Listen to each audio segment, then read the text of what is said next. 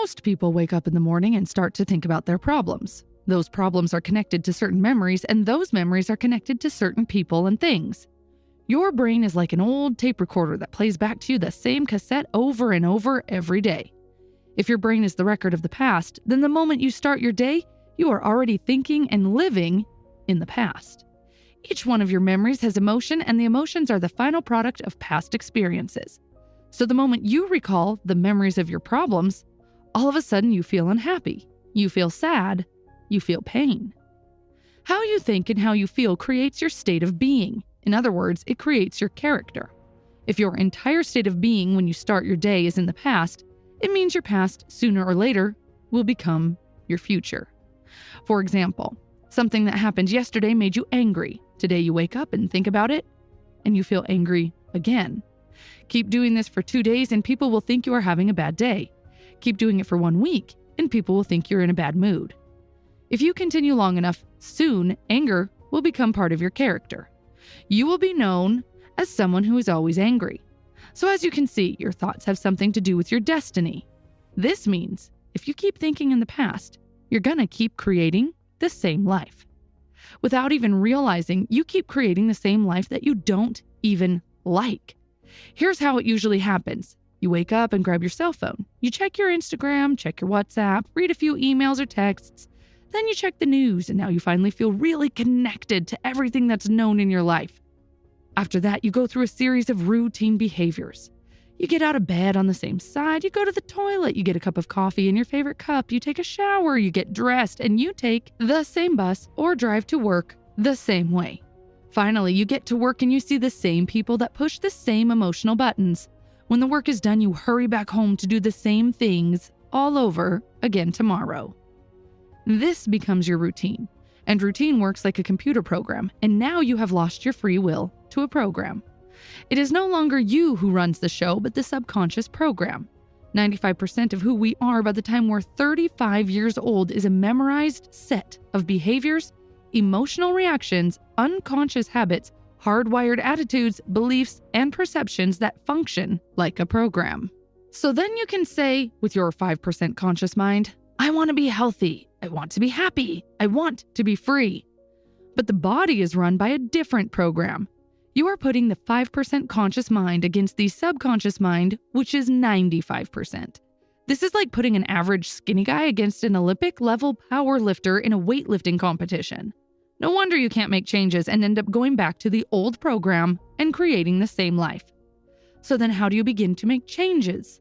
Well, you have to get beyond the analytical mind, because what separates the conscious mind from the subconscious mind is the analytical mind. And that's where meditation comes in. Through the practice of meditation, you can learn how to change your brainwaves and slow them down. And when you do that properly, you can enter the operating system, where you can begin to make fundamental changes. Most people wait for a crisis, trauma, disease, or diagnosis in order to start changing. Joe Dispenza's message is this: why wait for negative things to happen? You can learn and change in a state of pain and suffering, or you can learn and change in a state of joy and inspiration. Most people spend 70% of their life living in survival. They live in stress. So they're always anticipating the worst case scenario based on past experience. They literally choose the negative things out of the infinite potential in the quantum field. They're selecting the worst possible outcome. This is like looking at the menu with an endless amount of food and drinks and choosing the worst possible option. This is how it happens. Every time you recall the negative event, you produce the same chemistry in your brain and body as if the event is occurring again. You are sending the same emotional signals to the body. Your body is your unconscious mind in a sense. Your body doesn't know the difference. Your body thinks that the event is actually happening right now. Most people are constantly recreating their negative emotional states by constantly thinking about them. So when it comes time to give up that negative emotion, they can say, I really want to change. But the problem is that the body is stronger than the mind. The body has been conditioned for years to negative emotions. The body was a servant once, but now has become the master. All of a sudden, when you decide to change and step into that unknown, the body doesn't like it. The body would rather feel guilt and suffering because it feels familiar and it can predict it. Being in the unknown is a scary place for the body. Entering into the unknown is like stepping into a deep river. The body knows that if you succeed in passing to the other side of the river, it will die. It will do anything it can to stop you. This is why the moment you start meditating, suddenly your nose starts scratching. You remember an important task you had to do, and out of nowhere, you get a memory from 20 years ago. This is your body saying, "Come on, just give up and let's go back to our old miserable life." The body has a lot of tools, and it will use every single one of them to stop you from entering the unknown. The unknown is the best place to create your future. And the easiest way to enter the unknown is through meditation. Once you are in a deep meditative state, you can start creating your future. What kind of new life do you want? What behaviors do you want to demonstrate? What kind of person do you want to be? The act of mentally closing your eyes and rehearsing the things or behaviors you want in your life is the best way to create your future. If you're truly present, the brain does not know the difference between imagination and real life experience. Through the act of imagination, you are installing the software programs of your future life. Now your brain is no longer a record of the past. It's a map to the future. And if you keep doing it, who knows? You may just start acting like a happy person. The hardest part is to teach your body emotionally what the future will feel like ahead of the actual experience. Simply imagining it isn't enough. You need to emotionally feel it in your body. If thoughts are the language of the brain, feelings are the language of the body. It is through feelings and emotions your body understands what your mind is telling you.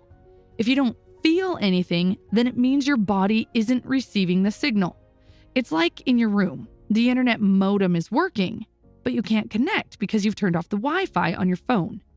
The moment you start feeling the emotions of your thoughts, you are connected to the internet, and you can now start downloading your future life. And you know what this means? This means you no longer need to wait for your success to happen in order to feel successful. You don't need to wait for wealth to feel abundant. You don't need to wait for your new relationship to feel love. According to the quantum model of reality, the moment you start feeling abundant and worthy, you are generating wealth. The moment you start to feel it, you're beginning to step toward your future.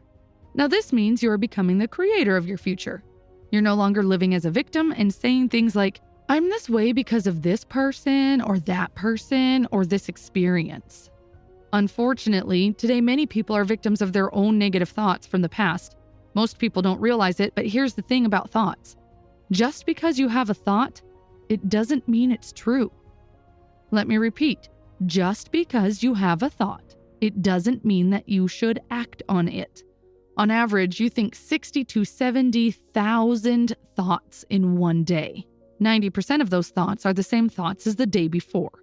If your thoughts have something to do with your destiny, then your life is not going to change very much because the same thought leads to the same choices. The same choice leads to the same behavior creates the same experience, and the same experience produces the same emotion. This is why it's very important to meditate so that you can become more aware of how you think, how you act, and how you feel. The more conscious you are, the less likely that an unwanted thought is going to slip by your awareness unchecked. The word meditation means to become familiar with. So as you become familiar with the thoughts, behaviors, and emotions of the old self, you no longer let them influence you. Instead, you start thinking new thoughts and condition the body into a new emotional state. If you do it long enough, this new emotional state will become familiar to you. Creating a new self is like creating a new garden. First, you got to get rid of the weeds and the rocks. Then you need to pull out the plants from the past year and you have to prepare the soil. Only after that, you can start planting. Meditating basically works the same way. You're preparing the garden, and it's not an easy job. Training your body to sit down and meditate is like training a wild animal or a dog. You say, "Sit down and wait here." But it runs away, so you catch it and bring it back. But of course, it runs away again, and you have to catch it and bring it back again. The moment you start a meditation, the body says, "Hey, it's 8 o'clock. You normally read emails and get angry around this time. But here you are sitting and doing nothing. You're off schedule. What is going on?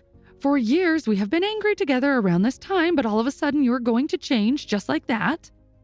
So the body starts sending signals. The body is basically looking for that predictable chemical state, and it doesn't care that it's a toxic state.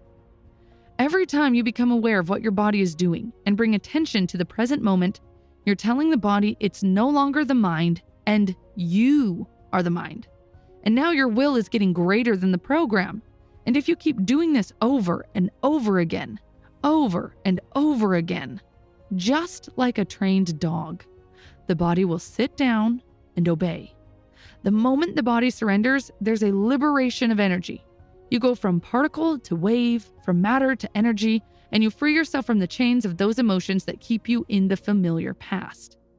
If you do this for just 7 days, you will already start seeing differences in your life. You will start catching yourself more often and avoid going back to the old unhappy self. Of course, you need to repeat this process long enough until your future reality becomes your current reality. Hope it was a useful video. Thanks for watching and have a great day.